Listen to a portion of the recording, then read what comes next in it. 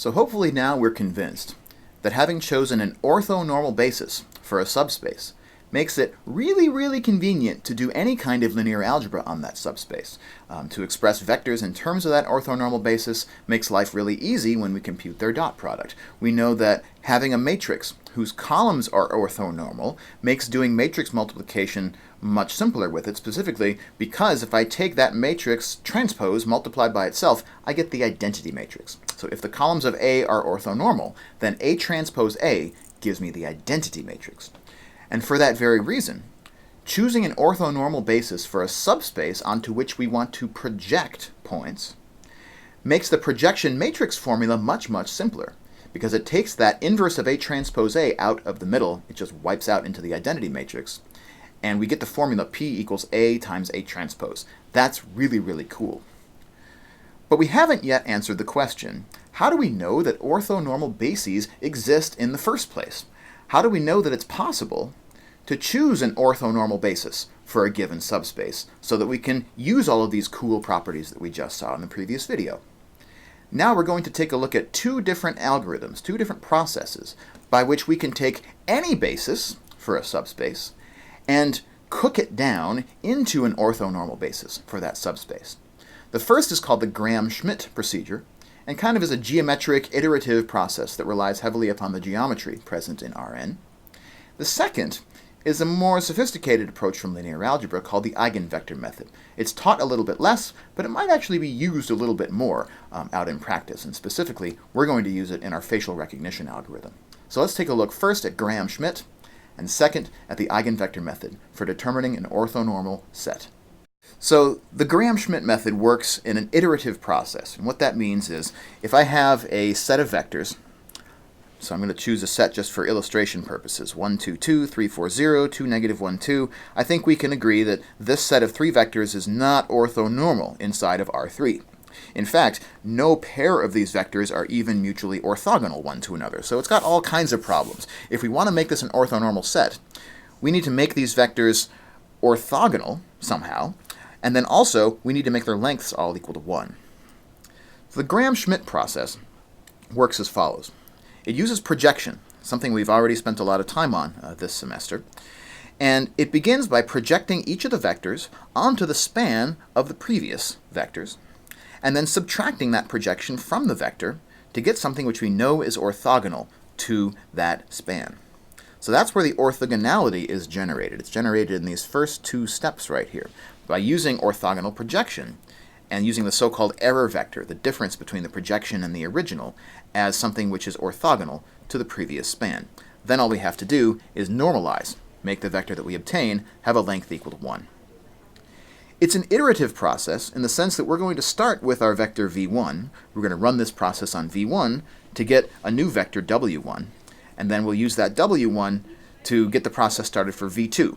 And then that will give us a vector w2. We'll use w1 and w2 to determine v3. Okay, so for v1 the process is simple. There is no previous subspace to project onto, so all we're going to do with v1 is just normalize it.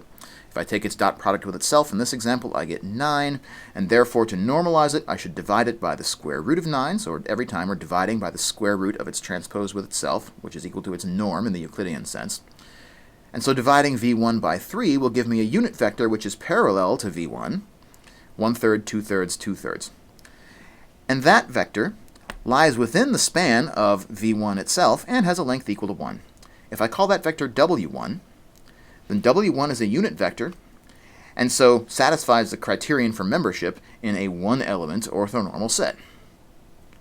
So getting the process started is not too challenging.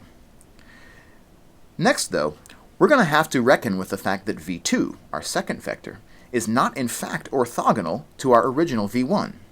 So what we need to do is find a vector which is orthogonal to our original v1, and yet also lies within the span that v1 and v2 have.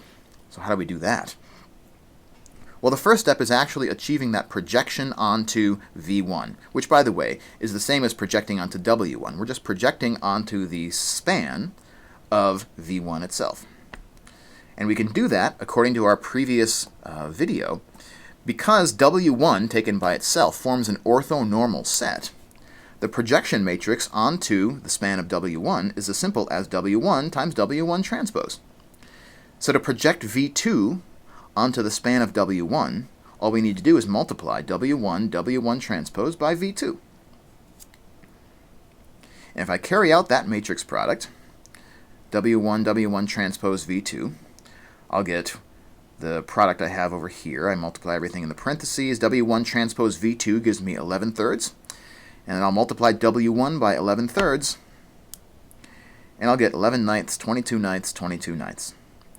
So that now is the projection of V2 onto the span of W1. 1 ninth times 11, 22, 22. Okay, but that only gives me that point which is on the span of W1. I don't want that. What I want is something which is orthogonal to the span of V1.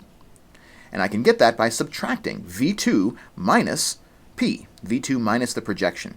Because according to our orthogonal projection principle, that difference is going to be orthogonal to the span of W1. So I'll subtract V2 minus that vector that we just got. And I'll get a new vector, 16 ninths, 14 ninths, negative 22 ninths. That new vector is actually orthogonal to the span of W1, which is great. We discovered the orthogonality that we needed, and we did it in such a way that we remained in the span of V1 and V2 while we did so. You can check that these operations are merely taking linear combinations of V1 and V2, and therefore remaining within their span. Okay, great, but this new vector is not a unit vector, and so we have to normalize it. I'll take its transpose with itself to find out what I need to divide by in order to make it into a unit vector. If I take its transpose with itself, I get this nasty fraction, 936 over 81. I take its square root and divide by that. It gives me 2/3 radical 26. If I divide by that, I get this vector, radical 26 over 52 times 16 thirds, 14 thirds, negative 22 thirds. And that now is a vector which has unit length and which is orthogonal to W1. And so the set W1, W2 is orthonormal. This is great, although at this point you'll object and say this is really messy, and I'll agree with you. In general, Gram-Schmidt does get pretty nasty along the way. One of the reasons for that is because we end up normalizing as we go. We could instead do Gram-Schmidt in a way where we normalize everything at the end, and that will avoid us having to tote around a bunch of square roots in the process, but you know, it probably doesn't bother a computer as much as it does a human computer. So we'll just keep the normalization along the way in this example, even though it's going to get really nasty, especially at our next step. So how do we bring V3 into this party, our orange vector 2, negative 1, 2? It's not orthogonal to W1 or to W2, and it doesn't have unit length, so we need to fix all of those things. We'll start by projecting V3 onto the span of W1 and W2. But remember, W1, W2 is an orthonormal set. So we can use our handy projection formula, P equals A transpose, to get that process started. So to find the projection, I'll just take the vector whose columns are W1 and W2, multiply it by the matrix whose rows are W1 and W2, and then multiply that matrix by V3. That will achieve the projection of V3 onto the span of W1 and W2. At this point, I'll confess that I busted out Mathematica and used Mathematica to do this nasty computation. And the result that we get, A times A transpose times V3, has components 1 9th, 1 6th, 31 18ths.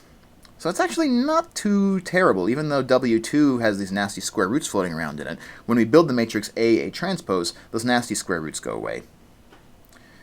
So that gives me now the projection of V3 onto the span of W1 and W2. But I want something which is orthogonal to the span of W1 and W2, so I'll subtract V3 minus that vector that we just got to get 17 ninths, negative 7 sixths, 5 18ths, and then get a unit vector out of that by dividing it by its own length, which is this nasty number, square root of 811 over 162. Dividing it by that length gives me a new vector which we'll call W3, 1 over radical 1622 times 34 negative 21 5. We can check, although I certainly don't want to do it by hand, that the set W1, W2, W3, first of all, has the same span as V1, V2, and V3 had. In other words, it is equally a basis for whatever subspace V1, V2, V3 is a basis of. But it also enjoys the property of being an orthonormal set. All of the W's are orthogonal to all the other W's, and each of the W's has unit length. So that's how the Gram-Schmidt process works. It's a little bit nasty, but it has this sort of comforting iterative process to it that we use each of the previous results to jumpstart our successive results, and as we go along, we're building an orthonormal set. So as we go along, we can use that orthonormality to make the projections that we're doing along the way simpler to do.